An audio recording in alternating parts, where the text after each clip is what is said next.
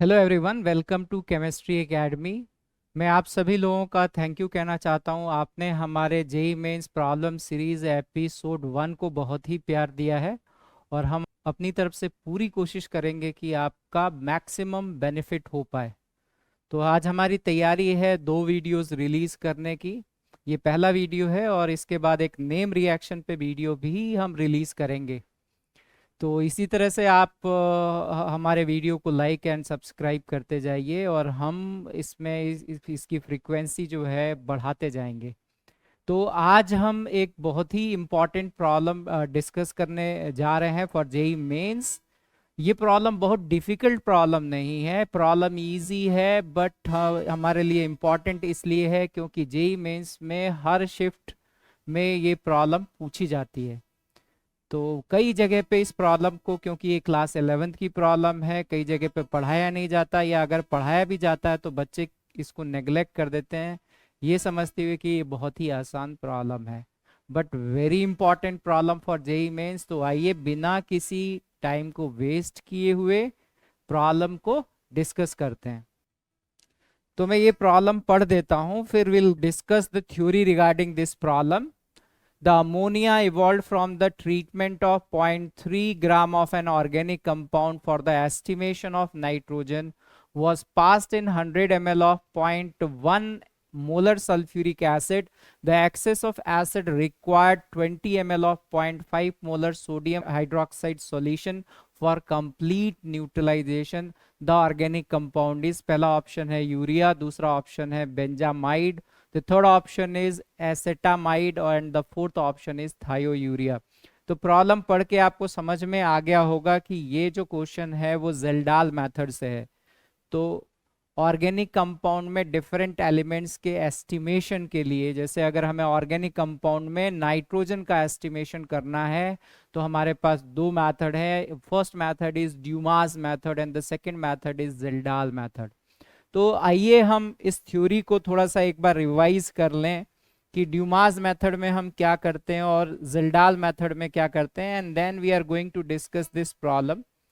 So when we are discussing about estimation of nitrogen in an organic compounds, Dumas method में हम क्या करते हैं कि हमारा जो ऑर्गेनिक कंपाउंड है, that organic compound is heated in presence of cupric oxide. Here cupric oxide is acting like an oxidizing agent। तो ऑर्गेनिक कंपाउंड में जो कार्बन है वो कार्बन डाइऑक्साइड में कन्वर्ट हो जाता है। Hydrogen present in organic compound is converted into water and the nitrogen present in the organic compound is converted into nitrogen gas, and this nitrogen gas is collected over aqueous KOH solution। कोई basic solution ले लेते हैं जिसमें ये जो CO2 है वो जाके एब्जॉर्ब हो जाएगी और nitrogen gas is insoluble in water, it will be collected over water. तो जब हम इस क्वेश्चन को सॉल्व करते हैं तो ड्यूमास मेथड में हम जो नाइट्रोजन कलेक्ट कर रहे हैं वो वाटर के ऊपर कलेक्ट कर रहे हैं। So they will mention the pressure of this whole system। the pressure of this whole system contains pressure due to water vapor, जिसको हम aqueous tension, क्योंकि यहाँ water excess amount में present है, so there is an equilibrium। तो जो भी total pressure दे रखा होगा उसके साथ में aqueous tension of water भी दे रखा होगा। अगर हम aqueous tension of water को minus कर देंगे, will get the pressure due to nitrogen gas। an ideal gas equation लगा के we can calculate that what is the number of moles of nitrogen gas, and from there we'll calculate what is the number of moles of nitrogen, and this number of moles of nitrogen is multiplied by 14। या अगर हम nitrogen gas की बात करते हैं तो we should multiply number of moles of nitrogen gas by 28 to get the mass of nitrogen. mass of nitrogen upon mass of organic compound into 100 will give you the percentage of nitrogen in the organic compound।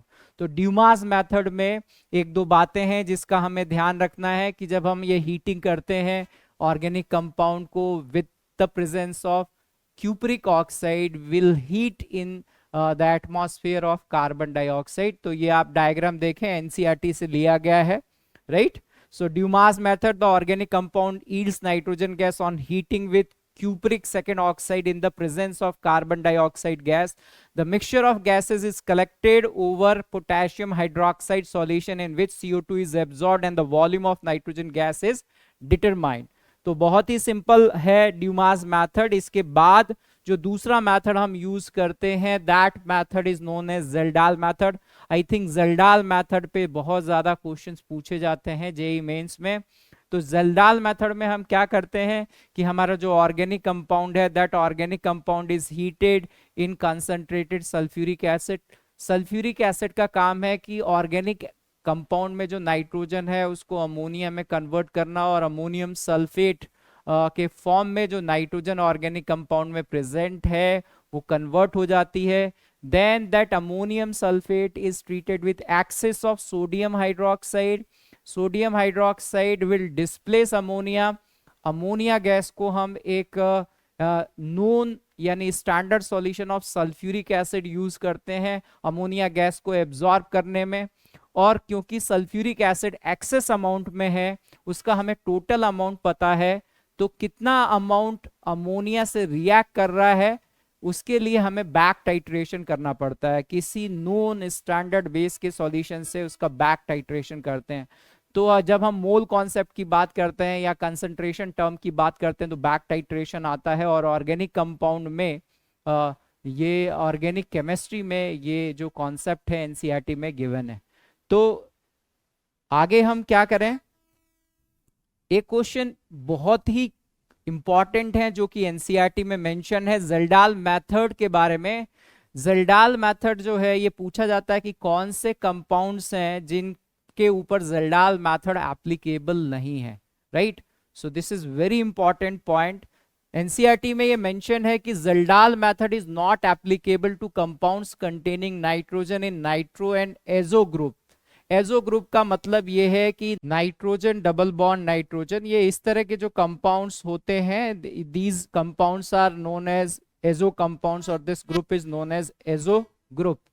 So Kjeldahl method is not applicable to compounds containing nitrogen in nitro. You know about the nitro group, this is nitro group. तो अगर nitrogen nitro group के form में किसी organic compound में present है तो उसका nitrogen हम एस्टिमेट नहीं कर सकते ज़ेल्डाल मेथड से. या किसी एजो ग्रुप में प्रेजेंट है तो उसको एस्टिमेट नहीं कर सकते.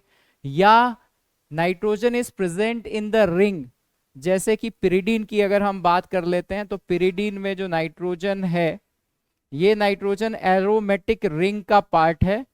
और जब भी इस तरह से नाइट्रोजन जो है वो एरोमेटिक रिंग का पार्ट होगा तो will not able to estimate that nitrogen by Kjeldahl method. तो ये पॉइंट बहुत ही इंपॉर्टेंट है. जेईई मेंस में इसके पूछे जाने के बहुत ज्यादा चांसेस हैं. कई बार ऑलरेडी पहले पूछा भी जा चुका है. ठीक है, सो बेस्ड ऑन दैट क्या क्वेश्चंस हो सकते हैं. For which of the following Kjeldahl method is not used in the estimation of nitrogen. Aniline, अगर हम एनिलीन की बात करते हैं वी नो दैट कि ये बेंजीन रिंग है और इसके ऊपर जो है वो NH2 ग्रुप है. तो यहाँ पे नाइट्रोजन जो है वो नाइट्रो ग्रुप में प्रेजेंट नहीं है या वो रिंग के अंदर नहीं है या ये एजो ग्रुप नहीं है. So aniline is going to give a test for Kjeldahl method. But if we are talking about azobenzene और if we are talking about nitrobenzene और we are talking about pyridine, ये तीनों compounds जो हैं वो इन तीन कंडीशंस को follow कर रहे हैं. तो ये तीन कंपाउंड्स जो हैं वो ये टेस्ट नहीं देंगे ज़ेल्डाल मेथड से हम और नाइट्रोजन को एस्टिमेट नहीं कर पाएंगे. तो इसका जो आंसर होना चाहिए वो ए होना चाहिए. जेईई मेंस में एक और इसी तरह का बड़ा सिंपल ही क्वेश्चन पूछा जा चुका है, पास्ट में ये क्वेश्चन पूछा गया है. Which of the following compound will suitable for ज़ेल्डाल method for nitrogen estimation. Again यहाँ पे आप देखो pyridine, this is not suitable. They are asking about which will be suitable, right? यहाँ पे aniline है, aniline will be suitable. This is nitrobenzene, तो nitrogen is present in nitro group, it is not suitable. और ये benzene diazonium chloride है तो यहाँ पे एजो ग्रुप है and this is also not suitable. So answer for this question will be 2. तो अभी आपने देखा कि इस तरह के ऑब्जेक्टिव बड़े सिंपल क्वेश्चन जो पूछे जा चुके हैं अब हम अपनी मेन प्रॉब्लम पे आते हैं, न्यूमेरिकल प्रॉब्लम। चलिए इसको सॉल्व करते हैं, बड़ी सिंपल ही प्रॉब्लम है, बैक टाइट्रेशन पे बेस्ड है। So let us discuss the question. यहाँ पे जो ऑर्गेनिक कंपाउंड है उस ऑर्गेनिक कंपाउंड का मास दे रखा है, mass of organic compound is 0.3 gram, and जो भी इसमें नाइट्रोजन है that nitrogen is converted into ammonia. Now this ammonia is going to react with sulphuric acid, so we can write the reaction. ये reaction होनी चाहिए ammonium sulphate NH4 twice SO4। तो क्या है कि ऑर्गेनिक कंपाउंड में जो भी नाइट्रोजन था हमने कंसंट्रेटेड सल्फ्यूरिक एसिड से उसको रिएक्ट करा के अमोनियम सल्फेट में कन्वर्ट कर दिया, and now this ammonium sulfate is titrated with excess of sodium hydroxide solution, so strong base is going to displace weak base, so ammonium sulphate से ammonia बाहर निकल आया, that ammonia is absorbed in a standard solution of sulphuric acid which is present in excess amount. तो बची हुई sulphuric acid को back titrate करते हैं using a standard solution of base. तो यहाँ जो क्वेश्चन है, यहाँ पे जो अमोनिया ऑर्गेनिक कंपाउंड से लिबरेट हुआ है उसको हमने सल्फ्यूरिक एसिड के सॉल्यूशन में एब्जॉर्ब किया है, और जो एक्सेस ऑफ सल्फ्यूरिक एसिड है उस सल्फ्यूरिक एसिड को भी हम सोडियम हाइड्रोक्साइड के स्टैंडर्ड सॉल्यूशन से टाइट्रेट कर रहे हैं। So we can write this reaction. ये हो गया Na2SO4 इन एक्वस स्टेट। तो यहां से हम लिख सकते हैं कि जो हमारी टोटल सल्फ्यूरिक एसिड है, total equivalents of sulphuric acid, that can be written as equivalent of sulphuric acid participating with ammonia and equivalents of sulfuric acid participating with NaOH। क्योंकि सल्फ्यूरिक एसिड जो है दो तरह के बेस से react कर रहा है, एक अमोनिया है और दूसरा सोडियम हाइड्रोक्साइड है। We can write the reaction like this. अभी equivalents of sulphuric acid and equivalents of NaOH will be same. जब सल्फ्यूरिक एसिड और NaOH आपस में रिएक्ट करेंगे तो NaOH का एक्स फैक्टर 1 होगा। यहां से हम फाइंड आउट कर सकते हैं कि 0.5 molar sodium hydroxide solution 20 ml use हुआ है। सो टोटल जो सल्फ्यूरिक एसिड के इक्विवेलेंट्स हैं वी कैन राइट, क्योंकि एक्स फैक्टर सल्फ्यूरिक एसिड का इन दोनों ही रिएक्शन में 2 है because it is giving 2H+ ion. तो नंबर ऑफ मोल्स जो है सल्फ्यूरिक एसिड के दे रखे हैं, मोलारिटी 0.1 है, वॉल्यूम इन लीटर ये 100 ml है, लीटर में कन्वर्ट करेंगे तो ये 0.1 होगा मल्टीप्लाइड बाई 2। तो ये जो मिली इक्विवेलेंट्स हैं total that is equal to 2 × 10⁻², 2 × 10⁻² equivalents of sulfuric acid. This is equivalence of sulfuric acid. So 2 × 10⁻² equivalents of sulfuric acid is reacting. ये टोटल हैं, इसमें से NaOH के साथ कितने रिएक्ट कर रहे हैं we can write here 0.5 molar sodium hydroxide solution means half, और यहाँ पे हम इक्विवेलेंस लिखते हैं 20 divided by 1000 × x factor 1। Number of moles into x factor is number of equivalents. So from here we'll get that what is the number of equivalents of sulfuric acid reacting with ammonia. Ammonia से कितने equivalent sulfuric acid के react कर रहे हैं। तो ये बड़ी simple calculation है, आप यहाँ देख सकते हैं कि this is 10 × 10⁻³ or we can say 10⁻², 2 × 10⁻², and this is 10⁻². So from here we can write that the equivalents of sulfuric acid which is reacting with ammonia, ammonia से जो रिएक्ट कर रहे हैं that is equal to 10⁻²। ये equivalents हैं, right? So equivalents of sulfuric acid is equal to the equivalents of ammonia. The x factor of ammonia is 1, so we can say that the equivalents of ammonia is equal to moles of ammonia. Right, so from here we can write equivalents of ammonia is equal to moles of ammonia, और moles of ammonia is equal to the moles of nitrogen in organic compound. तो organic compound में जो nitrogen के moles हैं that is equal to 0.01। अब हमें चार जो है ऑर्गेनिक कंपाउंड्स दे रखे हैं। सबसे पहले तो हम ये देखते हैं कि इन ऑर्गेनिक कंपाउंड्स में ये ज़ेल्डाल मेथड का टेस्ट देंगे या नहीं देंगे। This is urea. यूरिया का मोलर मास आपको पता है, molar mass of urea is 60, you can calculate. यहाँ पे ये नाइट्रोजन है, ये दो हाइड्रोजन एटम्स हैं, कार्बन, ये ऑक्सीजन है, nitrogen, hydrogen and hydrogen. So from there you will calculate the molar mass of urea is 60। इसी तरह से यहाँ पे ये जो है वो टेस्ट देगा, क्योंकि nitrogen is not present in nitro group और it is not present in the ring, और nitrogen is not in the form of azo group, so it is going to give the test of Kjeldahl. Kjeldahl के estimation में ये compound use हो सकता है, right. तो इसका molar mass 60 है। We can calculate what is the number of moles of this compound. Mass of the compound is 0.3 gram divided by molar mass 60। अगर हम इसको सिंप्लीफाई करते हैं तो यहां से हम लिख सकते हैं this is 1/2 into 10 to the power -2। If we have to calculate what is the number of moles of nitrogen in this compound, एक मोल में दो नाइट्रोजन एटम्स हैं, so we should multiply here by 2, so 10 to the power -2। तो इस तरह से ये option match कर रहा है, मतलब आंसर हमारा यूरिया होना चाहिए। बाकी ऑप्शंस को भी हम चेक कर सकते हैं, जैसे यहाँ पे अगर हम देखें कि what is the molar mass of acetamide. Acetamide के लिए अगर हम मोलर मास कैलकुलेट करें, सो दिस इज 15, और यहाँ एक कार्बन एटम है दैट विल बी 12, ये ऑक्सीजन एटम 16, और अगेन यहाँ NH2 ग्रुप है, 14 + 2 is 16.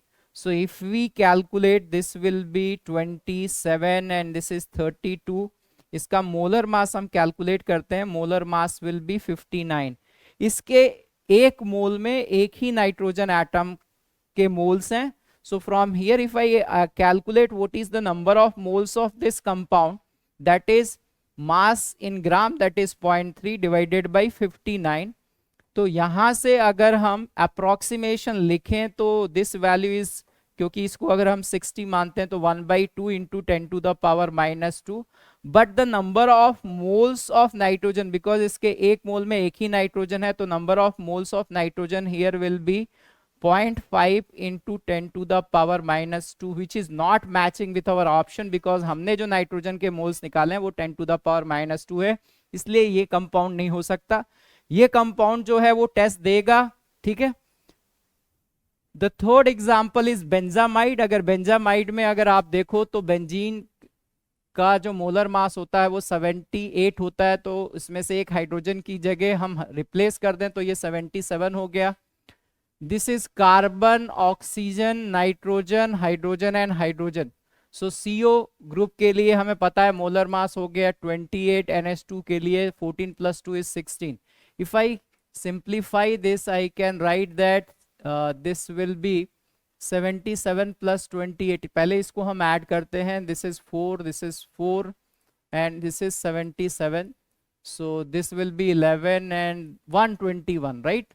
तो अगर हम मोलर मास कैलकुलेट करते हैं बेंजामाइड का, अप्रोक्सीमेटली नंबर ऑफ मोल्स अगर हम यहां से कैलकुलेट करते हैं 0.3 डिवाइडेड बाय ये 121 को मैं 120 मान सकता हूं। If it is 120 I can write that this is 1/4 into 10 to the power -2।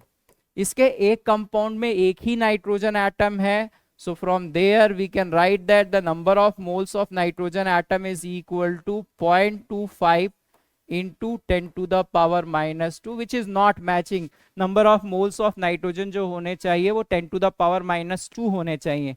इसी तरह से थायोयूरिया का अगर हमें मोलर मास कैलकुलेट करना है तो यहाँ ये सल्फर, ऑक्सीजन की जगह सल्फर है, ऑक्सीजन को हम हटाएंगे, सल्फर को रखेंगे। ऑक्सीजन का एटॉमिक मास 16 एंड सल्फर का 32, तो यूरिया का मोलर मास 60 है, उसमें हम 16 और ऐड कर देंगे तो this will be 76। This is the molar mass of thiourea.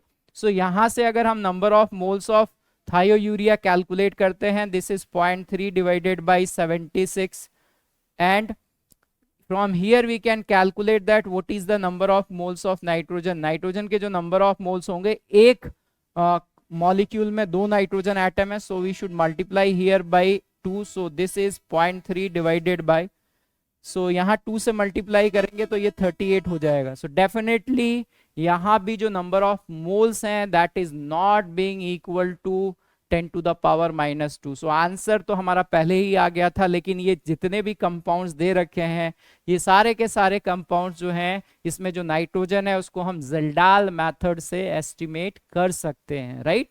सो इस क्वेश्चन का आंसर जो है वो ए होगा. A will be the answer for this question. मुझे उम्मीद है कि आपको ये प्रॉब्लम जो है वो यूजफुल लगी होगी, क्योंकि हमने जो पहले वाले पेपर्स हैं उनकी एनालिसिस की है और ये क्वेश्चन बहुत बार पूछा गया है. तो don't miss this question, it is going to come in exam. So thank you very much. अभी भी अगर हमारे वीडियो पे आप बने हुए हैं तो प्लीज़ इसको लाइक करते हुए जाइए, और चैनल पे अगर आप नए हैं तो इसको सब्सक्राइब करना नहीं भूलिए. So thank you very much. Bye bye.